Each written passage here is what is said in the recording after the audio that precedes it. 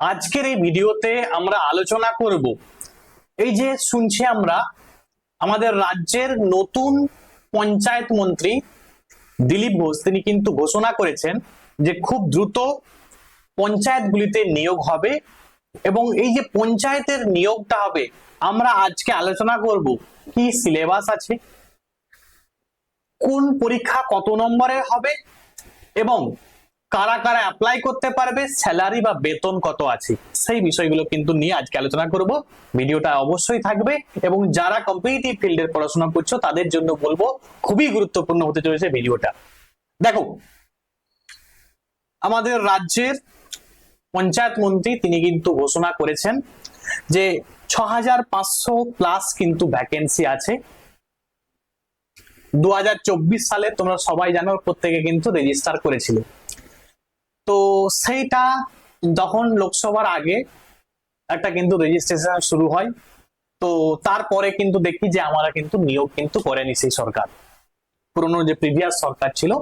কিন্তু এই নতুন যে সরকার, সেই সরকারের আমাদের গ্রামোন্নয়ন এবং পঞ্চায়েত মন্ত্রী দিলীপ ঘোষ তিনি কিন্তু ঘোষণা করেছেন যে 6500 পদে কিন্তু নিয়োগ করা হবে এবং পশ্চিমবঙ্গের সমস্ত যে গ্রাম পঞ্চায়েত সহ জেলা পরিষদ বা পঞ্চায়েত সমিতিতে এই নিয়োগ কিন্তু হবে এবং সেই নিয়োগটা কন্ডাক্ট করবে কি ডিস্ট্রিক্ট লেভেল সিলেকশন কমিটি। তো দেখো আমি একটু বলে দিই আগে, দেখো কোন কোন স্তরে বা কোথায় কত ভ্যাকেন্সি আছে না। গ্রাম পঞ্চায়েতে আছে 6102 ভ্যাকেন্সি আছে, পঞ্চায়েত সমিতি আছে 564টা ভ্যাকেন্সি, জেলা পরিষদে আছে 550টা ভ্যাকেন্সি, টোটাল মিলিয়ে কিন্তু 6500 প্লাস ভ্যাকেন্সি, মানে 6652 বা 6500 ভ্যাকেন্সি উপরে কিন্তু বেশি আছে, 6500 কিন্তু বেশি ভ্যাকেন্সি আছে। এবারে অ্যাপ্লাই কারা করতে পারবে না, যাদের বয়স জেনারেল হলে 18 থেকে 45 বছর বয়স পর্যন্ত তারা কিন্তু অ্যাপ্লাই করতে পারবে, ওবিসি হলে 18 থেকে 48 এবং এসসি এসটি হলে 18 থেকে 50 বছর বয়স পর্যন্ত তুমি কিন্তু অ্যাপ্লাই করতে পারবে। এবারে আমরা চলে আসি যে কোন পরীক্ষায় কি যোগ্যতা লাগবে। দেখো, পঞ্চায়েত ওয়ার্কার এবং গ্রুপ ডি বা পিওন, এটা অষ্টম পাস মানে 8 পাস যদি কেউ থাকে সে কিন্তু এই চাকরিতে অ্যাপ্লাই করতে পারবে, সেই চাকরিতে কিন্তু পরীক্ষা দিতে পারবে। ক্যাশিয়ার বা গ্রাম পঞ্চায়েত হেল্পার, এই ক্যাশিয়ারদের মাধ্যমিক পাস হলেই চলবে এবং গ্রাম পঞ্চায়েত হেল্পার মাধ্যমিকের সঙ্গে সঙ্গে তোমাকে মাধ্যমিকে কিন্তু 50% মিনিমাম কিন্তু নাম্বার রাখতে হবে। অ্যাকাউন্টেন্ট যারা হবে, অ্যাকাউন্টেন্ট ক্লার্ক, তাদের হচ্ছে মাধ্যমিক প্লাস কম্পিউটারের নলেজ বা কম্পিউটার সার্টিফিকেট তাদের কিন্তু থাকতে হবে। ক্লার্ক বা টাইপিস্ট যারা হয় অবভিয়াসলি ওই মাধ্যমিক pass plus typing plus computer এই সমস্ত সার্টিফিকেট তাকে থাকতে হবে। ডেটা এন্ট্রি অপারেটর, দেখো ডেটা এন্ট্রি মানে তো তোমাকে কম্পিউটার নলেজ থাকতে হবে, মাধ্যমিক তার সঙ্গে সঙ্গে কম্পিউটার নলেজ প্লাস টাইপিং জানতে হবে। লোয়ার ডিভিশন ক্লার্ক যারা হবে ওই মাধ্যমিক এবং টাইপিং। গ্রাম পঞ্চায়েত সেক্রেটারি যারা উচ্চ মাধ্যমিক প্লাস কম্পিউটার নলেজ থাকতে হবে এবং স্টেনোগ্রাফার যারা তাদের গ্রাজুয়েট পাস এবং কম্পিউটার ডিপ্লোমা সার্টিফিকেট থাকতে হবে। দেখো, যেগুলো টাইপিং নলেজ বলেছে সেখানে কিন্তু আলাদা করে কিন্তু সার্টিফিকেটের কথা কিন্তু বলা নেই, তবুও বলবো তোমরা 6 মাসে দেখবে একটা কোর্স করা হয় বা ডিটা বলে একটা কোর্স আছে কম্পিউটারের, সেগুলো কিন্তু করে নেওয়া বেটার, কারণ অনেক পরীক্ষা আসবে যেখানে কম্পিউটারের নলেজ থাকবে, নলেজ প্রয়োজন, তো একটা করে নেবে কি আছে।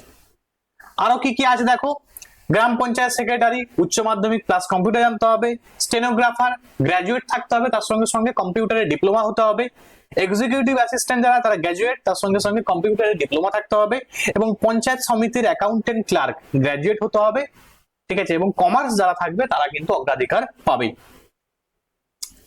Construction helper civil engineering background থেকে থাকতে হবে। তাহলে এই সমস্ত পোস্ট গুলোর এই এই যোগ্যতা কিন্তু প্রয়োজন, পঞ্চায়েত যে তোমার নিয়োগ হবে পঞ্চায়েতে সেগুলো কিন্তু এই যোগ্যতা কিন্তু প্রয়োজন। এবারে আমরা এসে যাই বেতন কি হতে পারে।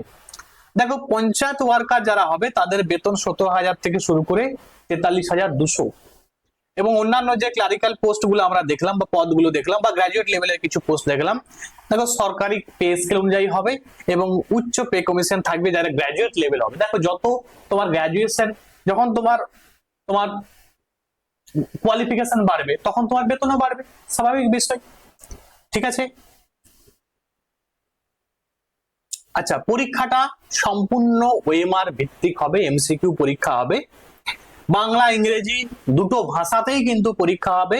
এবার দেখো কোন পরীক্ষা কত নাম্বারের, কোন পরীক্ষা দেখো।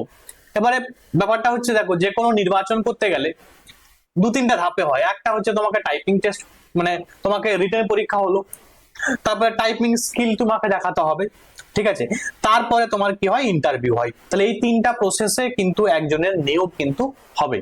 ক্লিয়ার? আবারও বলি, প্রথমে রিটেনের এমসিকিউ দিলে, তারপরে স্কিল টেস্ট হলো, তারপরে কি হবে, ইন্টারভিউ। নেক্সট আমরা যেটা জানবো সেটা হচ্ছে যে কোন পরীক্ষায় প্রিভিয়াসে কত নাম্বারের হয়েছিল সেই একটা নলেজ। এবারে নতুন করে আলাদা করে সিলেবাস দিলেও দিতে পারে। দেখো কি আছে না, পঞ্চায়েত ওয়ার্কার যারা, তারা 43 নাম্বারের পরীক্ষা দেবে, 7 নাম্বারের ইন্টারভিউ, টোটাল 50 নাম্বারের কিন্তু পরীক্ষা হলো। গ্রাম পঞ্চায়েত হেল্পার টোটাল 100 নাম্বারের, 85 নাম্বারের রিটেন পরীক্ষা এবং ইন্টারভিউ হচ্ছে 15 নাম্বারের। গ্রাম পঞ্চায়েত সেক্রেটারি 85 নাম্বার রিটেন এবং হচ্ছে কি 10 নাম্বার কি হবে না, আচ্ছা 5 নাম্বারের স্কিল টেস্ট এবং 10 নাম্বার, টোটাল মিলিয়ে 100 নাম্বার। আচ্ছা, অ্যাকাউন্টেন্ট দেখতে পাচ্ছি সেই 85 নাম্বারের, 5 নাম্বারের স্কিল টেস্ট এবং ইন্টারভিউ হচ্ছে 10 নাম্বার, এবং লাস্ট যেটা সেটা ক্লার্ক বা টাইপিস্ট, সেই 85 নাম্বার রিটেন পরীক্ষা, 5 নাম্বারের স্কিল টেস্ট এবং 10 নাম্বারের ইন্টারভিউ। এই হচ্ছে সিলেক্ট নিয়োগের একটা প্রসেস। তো এই প্রসেস গুলো তোমাদের আমি সবকিছু জানিয়ে দিলাম।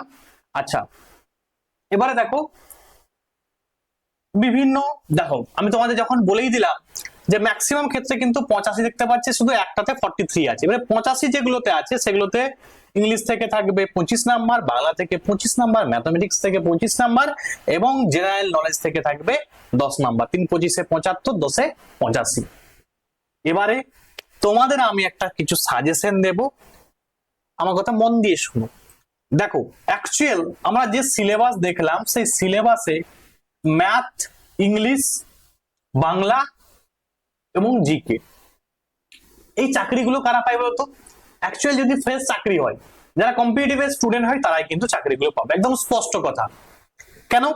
কারণ কম্পিটিটিভের যারা স্টুডেন্ট তারা কিন্তু অলরেডি ম্যাথমেটিক্স তারা কিন্তু করছে, তার সঙ্গে সঙ্গে তারা কি করছে না, ইংলিশ পড়ছে, ঠিক আছে। ম্যাথ, ইংলিশ দেখবে এবং জিকে, এই তিনটা সাবজেক্টে তাদের কিন্তু প্রচুর অ্যাডভান্টেজ থাকে। শুধু রয়ে গেল বাংলা। এবারে কি বেঙ্গলিটা ম্যাক্সিমাম পরীক্ষায় থাকে না, ঠিক আছে, দুটো একটা পরীক্ষায় থাকে।